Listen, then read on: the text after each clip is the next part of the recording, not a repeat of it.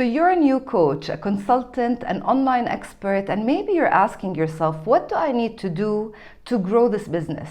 What do I need to be doing right now to build the right foundations in place to help me turn this from a side hustle, from something that I enjoy doing, to the real deal, to my career, something that brings in consistent income and consistent clients? In today's video, I'm going to share with you 3 things that you must have in place from day one. I wish I knew the importance of these things when I started almost 5 years ago, but I didn't. And I had to learn the hard way. But you don't have to, because you have me.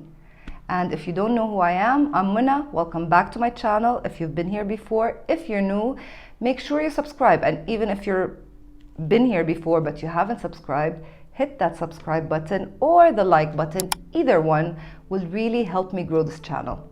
I'll wait. Yeah, did you hit it? Costs you nothing. Yeah, done? Awesome, let's start. I'm gonna start right away with the first way. The first way, maybe for me, was the hardest, and it is choosing your niche. I understand that most new coaches have this belief that they want to help everyone. I certainly made that mistake. When I started coaching, one of the first degrees that I got, certifications, was in NLP, neuro-linguistic programming, and then I went into hypnotherapy, and then theta healing, and then time paradigm techniques, and I went on, and you know what it's like once you get into personal development. It's a whole new world, and I went into all of them with all of my heart, and I truly felt and believed that what I learned can help everyone, and it really can, truly. But what I understood, I wish I understood that earlier, but what I understood maybe years into my business, is when you're talking to everybody, you're talking to nobody. This is what Marie Forleo, one of my favorite coaches, once said. I'm not sure if it was her quote or she got it from someone else, but you really think about it.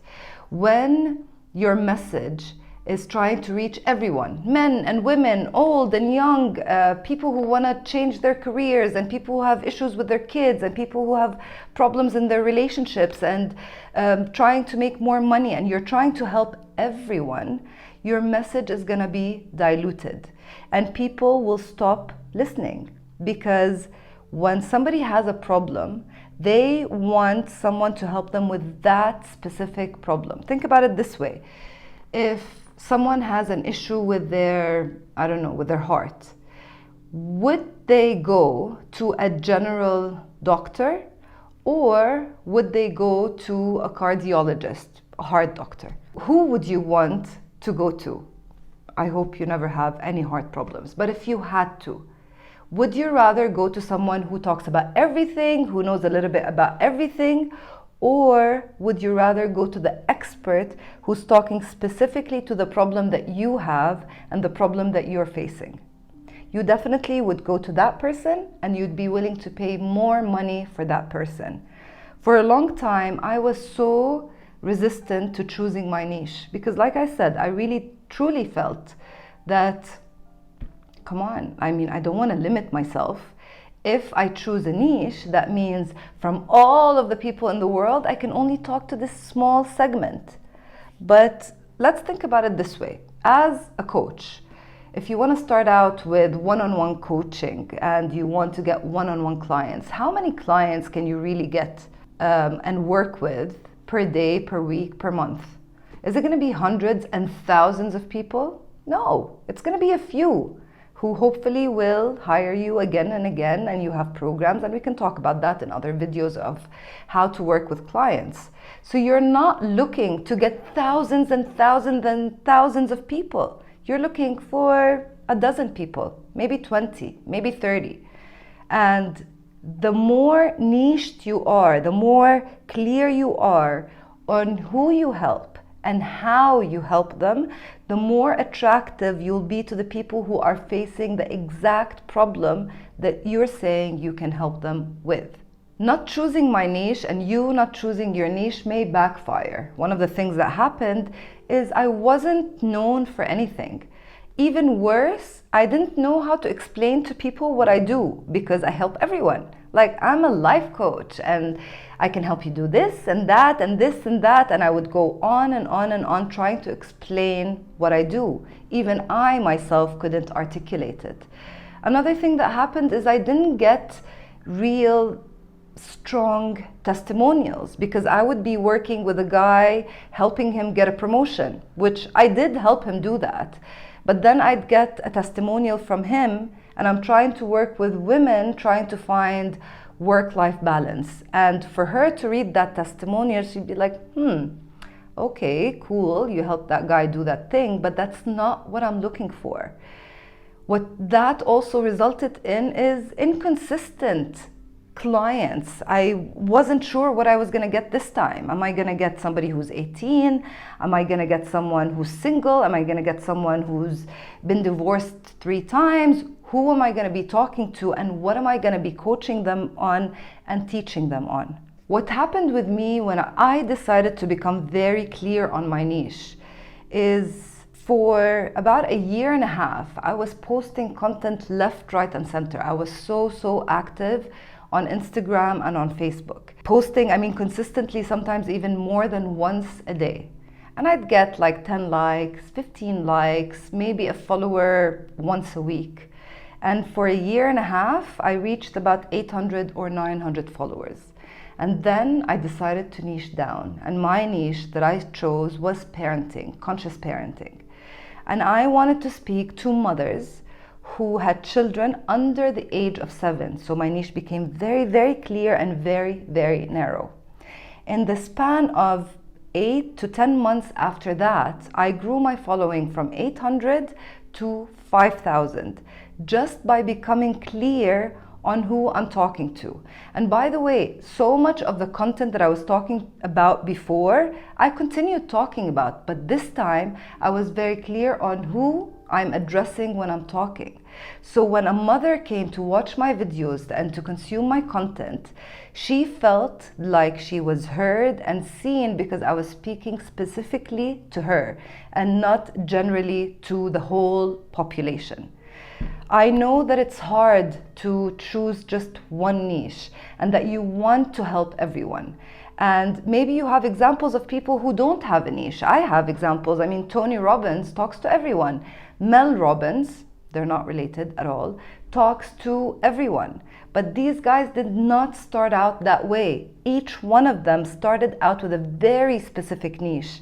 And then as they grew and they built trust publicly, they were able to go into more open niches and to talk truly to everyone. But for us, just starting out, the more clear you are on who you're helping and how you're helping them and what problem you're solving for them, the more you'll attract clients who are so aligned with that message and with that support that you're going to offer them. So the first way is to become super clear on your niche. In an upcoming program that I'm launching soon, I'm going to be teaching you exactly how to decide what niche you want to go into. So if you're interested in learning more about that, there's a link underneath this video that takes you to a waitlist page.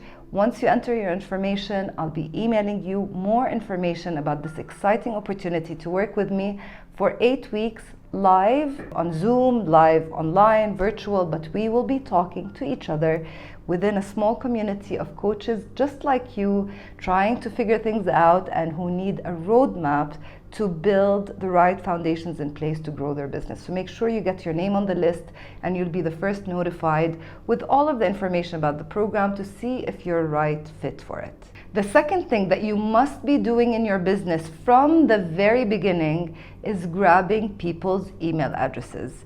I wish I knew that from the beginning as well.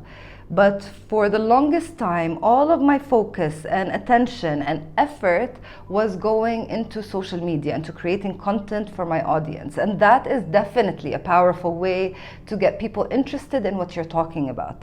But as we discussed in a previous video, and you can go back and watch that one when you have time, is that email marketing continues to be a much stronger and more powerful way of reaching your audience and truly connecting with them. the numbers that we talked about last time is, as of 2022, for Facebook and Instagram, only 6% of your followers are seeing the content that you're posting, versus the numbers that we know for email marketing, where it's on average 20% of the people you email will actually open your emails. And if you do a good job at writing amazing subject lines and then writing great emails that connect and nurture your audience and your email list, then you're building more and more trust. We're going to be talking about that in the program that I just mentioned to you in more details. But I just want to bring this home. I want you to understand that we don't have control over social media. The algorithm changes all the time. Regulations change all the time. In the past, when we used to post, I don't know how long you've been posting on social media, but I used to be able to reach a lot more people. But with the changes that have been happening, I know that some of my friends tell me, hey, why haven't you been posting lately? I'm like, what do you mean? I've been posting every day, every other day, but they're not seeing my posts as much as they used to in the past. And we never know what might happen again in the future. So the best way to make sure that you can connect and talk to your audience is by taking and grabbing their email addresses and then communicating with them on a regular, consistent basis. What this does first is it builds trust. They see your name in their inbox every week. Every week they're seeing your name there. And even if they don't open the emails, you are staying top of mind. This is part of branding. So then the next time they have an issue and they need support, the first person they're going to think of is the person whose name they've been seeing in their emails. So they'll reach out to you, or they'll go check out your content or watch your latest video to get the support that they need. And one more thing about email marketing is that you get to express yourself much more than a 30-second reel or a short caption on Instagram or Facebook or TikTok. You get to share stories, and through that you connect more deeply with your audience. And through email you can sell a lot more. People are willing to put their credit cards through email and through a website that comes from the email that is sent to them much more than social media, especially when it comes to services like ours, coaching or teaching, when it's not a product that you're selling. So for email marketing, there's a lot of ways to do it and so many platforms out there. The one that I use is called KARTRA, and it is amazing. I've been using it now for almost 2 years and I absolutely love it. And I'm not a techie person, I promise you. I usually get overwhelmed by the tech, but it was so easy to learn and to get training on from the training that they offer on their website once you enroll with them, once you subscribe with them. But if you're not ready to put in that investment, to pay a monthly fee to be subscribed to that marketing platform, then one way to do it is simply to grab their email addresses and to email them from your own email. You know, you can do that. You can either email individually or email a group without writing names, with putting them on BCC. You can do it this way. And I wish that I started this way early on, because I had a lot of clients and a lot of people interested in what I was talking about, and now I don't know where they are. I have no way of reaching them. If I had their email addresses from the very beginning, they'd still be people that I'm talking to right now. So even if you're just starting out, even if you've been doing this for a month or a year or two, start now by getting people's email addresses. There's a lot of ways to do that. One of the best ways is to give them something for free, and to give them something really valuable for free, something that they need. That goes back once more to the niche.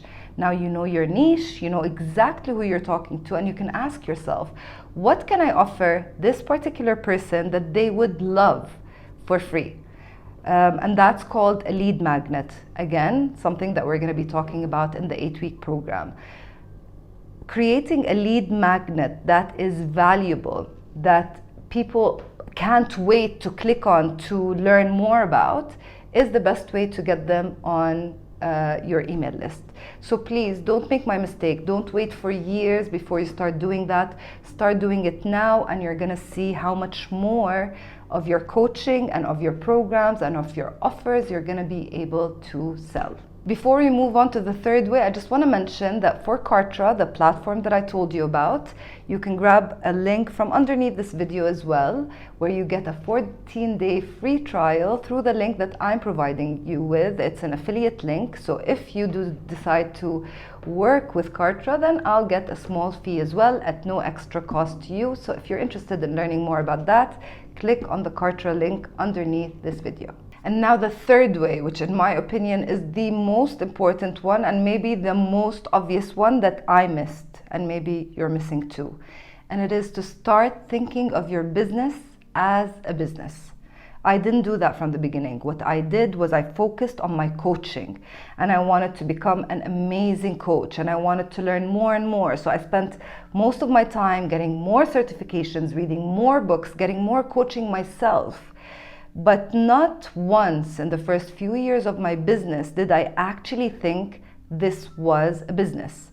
When people ask me what I do, I would say I'm a coach. I never thought to say I'm a business owner. I own a coaching business. And this small shift, it sounds small, but it's huge, because you are now a business owner, and your business includes the coaching part, but there's so many other parts that you need to consider and think of. You need to think of marketing and communications and messaging. You need to think of pricing. You need to think of working hours. You need to think of building a team eventually. We talked about that before, or getting virtual assistants. You need to think of the whole system that will make this business a successful and profitable business that can stand the test of time.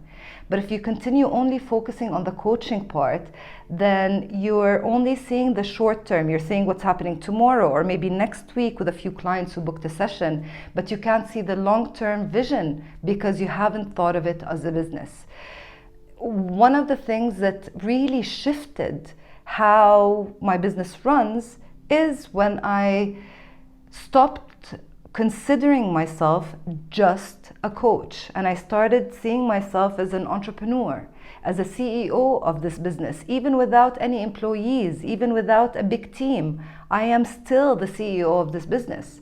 And the CEO has employees, and for the longest time I was all the employees. I was the content creator, I was the videographer, I was the editor, I was the writer, I was all of these things. And now, as I mentioned in a previous video, if you haven't watched that, go back and watch it.